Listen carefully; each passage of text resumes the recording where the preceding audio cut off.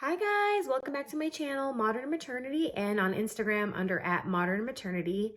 So, I would like to introduce my baby girl, Luna Arlette. As you can tell, she's passed out right now. Oh, she's a little squeak. We're in her nursery. I know I promised you guys a nursery video. But then things got so busy with the holidays, and as you could tell from my previous video, I actually delivered early at 38 weeks, which was completely by surprise. So let me catch you guys up on my birth story. So I want to say at about 37 weeks, I went in for, I was going in for twice a week fetal heart rate monitoring. And the doctor noticed that my amniotic fluid was kind of on the low side. I think it was like a 5.4 one day, and anything below 5 is concerning. So he said because of that, he wanted to move my scheduled C-section up from 39 weeks and 6 days to 38 weeks and 6 days. He's like, but of course, if you go into labor before all that, then, you know, we can consider a VBAC and see what happens. So in case this is the first time you guys are seeing this video, I did have a C-section with my son, who was also born via IVF. And I didn't go into labor or anything before that. And he was breech, so it was pretty much, I didn't have a choice on how I wanted to have him. And so he wanted to go ahead and schedule the C-section, my OB, and then of course, if I went into labor, we could consider a VBAC. So I was almost 37 weeks when we made that decision to move it up by a week. And then, so at 38 weeks, so the night before, this baby here was really just like stretching around in my belly a lot. I don't know, it felt like there was no more room in there for her. I don't know. And I always had this gut instinct that she was going to come early. And I thought, oh, okay, well, maybe that's because the C-section's been moved up. But my instinct came true. The next morning, I woke up around 9 a.m. and I was feeling moisture down there. And it wasn't just like your normal discharge. It definitely was feeling pretty wet and stuff. And I was like, oh my gosh, is this my water breaking? Is this the beginning of my water breaking and stuff? So, I wasn't sure, so I called my clinic and talked to a nurse, and she said, well, is it more mucusy? Because I guess it could be my mucus plug or something, which isn't as concerning. And I'm like, no, it's just really watery. I don't, and it's not what I've had before. So I'm thinking it's my water breaking. And so she says, okay, well, I would go ahead and go to the hospital, and they do this test called amnisure, which I had never heard about before. And they swab your area down there, and they test it, and it's like run like a pregnancy test. And if there's 2 lines, it means that's amniotic fluid and your water broke. I was like, okay. So I was like, is it safe for me to drive to the hospital at this point? And she's like, oh yeah. Because I hadn't felt any contractions or anything yet. So I don't know. I just knew I was probably gonna have this baby that day. So I went ahead and like got myself ready. And my mom, she's here right now to help. She's gonna be leaving in 3 weeks. I'm like, but she put my hospital bag in the car, my suitcase and everything. And I said bye to my son, and I drove myself to the hospital where I was registered, which is like literally 35 minutes away from our house. And actually on the way there, I did have a small contraction. It wasn't painful or anything, but I could tell. I was like, okay, this is a contraction. But it wasn't anything crazy to where I was like, oh, I shouldn't be driving during this. So anyways, I got there to labor and delivery. I had already pre-registered online, but they wanted me to fill out paperwork anyways when I got there. So I was like, what's the point of pre-registering online? Anyway, that didn't take too long.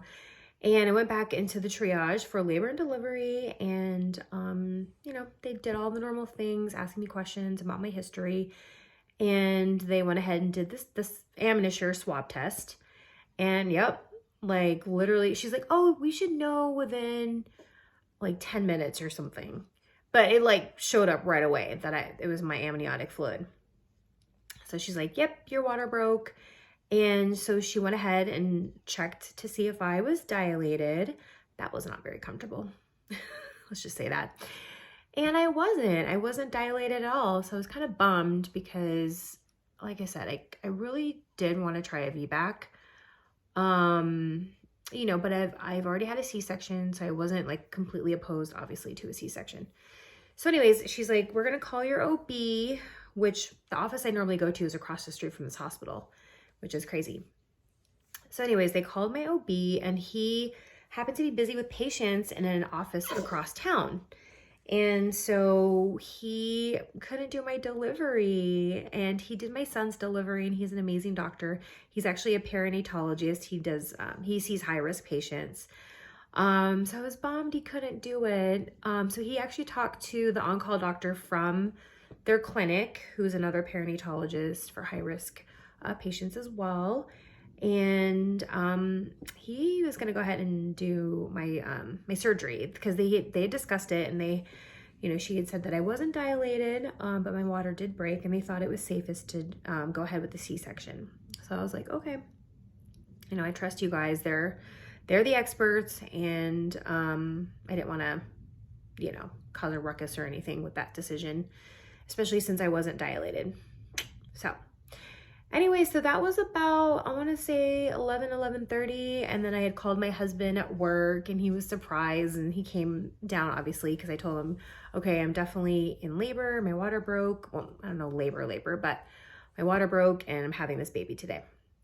So he came down, and we all got settled in my, in the room before going into the OR, and he got lunch and stuff, because they said, well, your C-section is going to happen at about 3:30. So we had a minute, and I actually was feeling a ton of water at this point coming out the whole time I was there, and they prepped me and gave my IV, took blood and all that stuff. And I did feel some contractions. I was, especially like wheeling me into the OR, I was starting to feel like, not like super painful contractions, but to where I was starting to have to breathe like, okay, this is, you know, this is getting a little more intense, but it kind of didn't really matter at that point because I was already gonna get a C-section. So anyway, it took a little bit longer for the doctor to get there, and there's a lot of people in the room. I want to say more than with my son in the OR.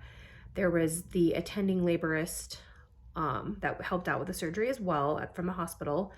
And there was a resident that also observed, and there was the baby catcher nurse. There was my labor and delivery nurse, who's amazing. His name was Tim. I love him so much, who held my hand during the spinal.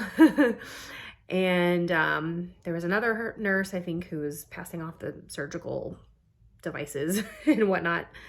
And we had asked, you know, because we did film the birth with my son. We just wanted to make sure, though, it was okay to film her birth. And the doctor said, yeah, as long as, you know, I'm cool with it. And then the hospital or labor and delivery nurse said that, hey, it's up to the doctor. So we had cleared it with everybody. And we had also decided this time that we wanted my husband to cut the cord, which with a C-section, what they do is they leave a longer piece of umbilical cord. They cut it, but then they leave a piece of it. So when they take the baby over to the warmer, that's where they can, my husband can cut it, because, you know, in the surgical field, they don't want him getting into all that because of my big open area where they took the baby out. So we had agreed on that. But when, you know, I was down with my arms laid out and everything was good to go, and they're waiting for the soap to dry before they did the incision and everything, my husband started the video, and I don't know, some nurse was like, no, you can't film. And so, and the anesthesiologist, so not everyone was up to speed of what we had talked to with the doctor. So my husband went ahead and just turned off the video, and they said pictures are okay. So we're like, okay, well, that's good. So we couldn't get a video, but it's fine. My husband actually got a lot of cool pictures. And one thing I noticed in the pictures, which I don't think they used on my last C-section, I have to double check, was this thing called an O-ring. They put this O-ring in the opening in my uterus to like open it, or my body, whatever.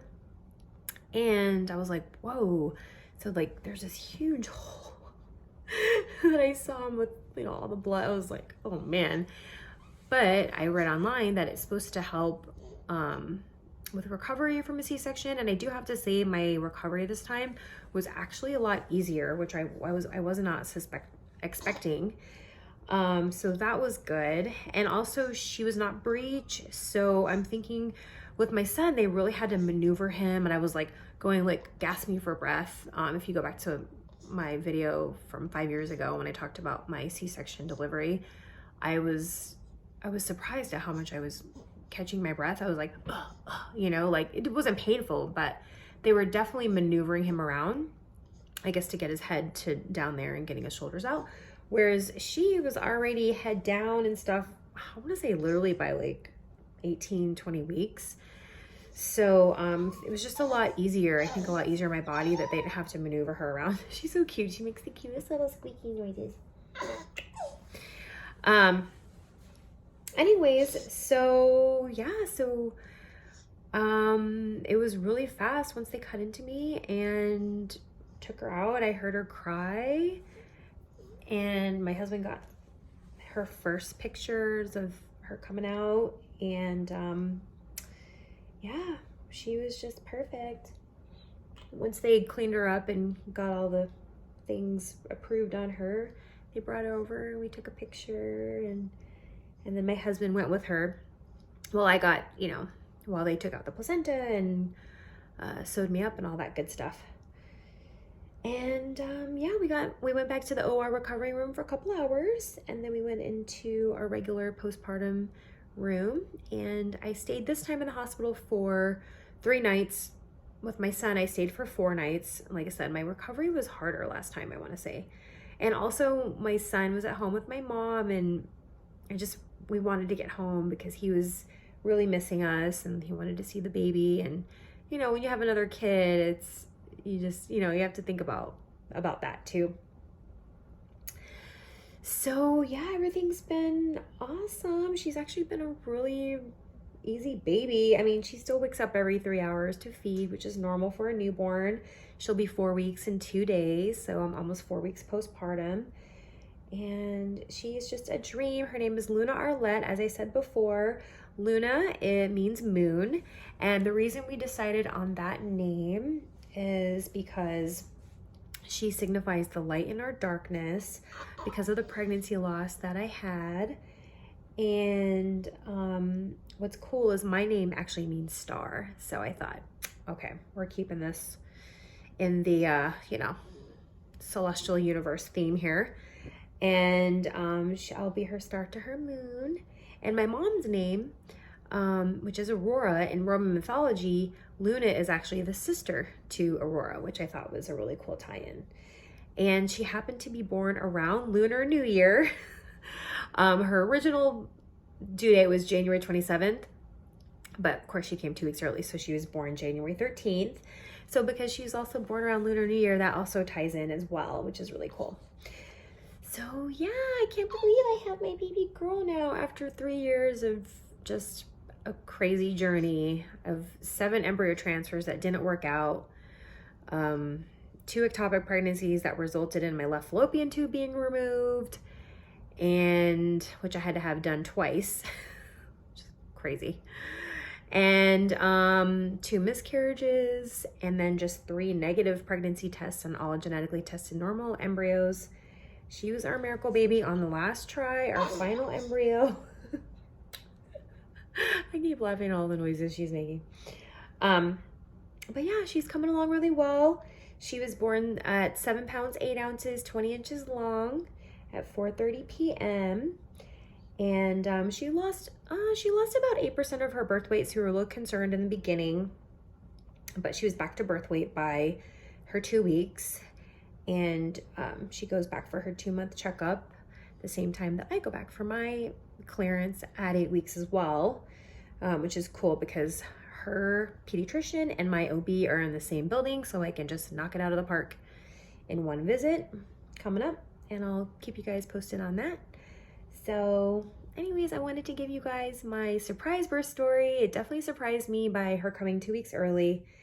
and everything that went down. It did not expect my water to break like in the movies. Well, in the movies it's more dramatic where it's just like a huge gush at once. This was more like, okay, trickle. And then when I was at the hospital, that's where it was like, okay, this is, I can really feel this gushing out at this point. Cause you know, I got there about, I want to say 11 a.m. and then I wasn't wheeled into the OR until about 4:15. So in that 4.5 hour, no, that was longer than that. Almost, you know, over 5 hour time frame. A lot of that water had come out and stuff. So pretty cool. My incision's like actually healing up really well, which I'm really happy about. And I'm hoping to get back to being able to exercise and stretch. I feel so lethargic, but I know my wound has to really heal up before I attempt anything and get clearance from the doctor. But yeah, I just wanted you to meet my baby girl. And I'll see you guys next time. To all those people out there trying via IVF, you guys are warriors. You guys can do it. However your journey takes you, you'll become parents. There's more than one way to have a baby. So I just hope to be an inspiration to people that are trying, who have infertility and who are trying to have a baby. You guys can do it. All right, talk to you guys later and see you on the next video.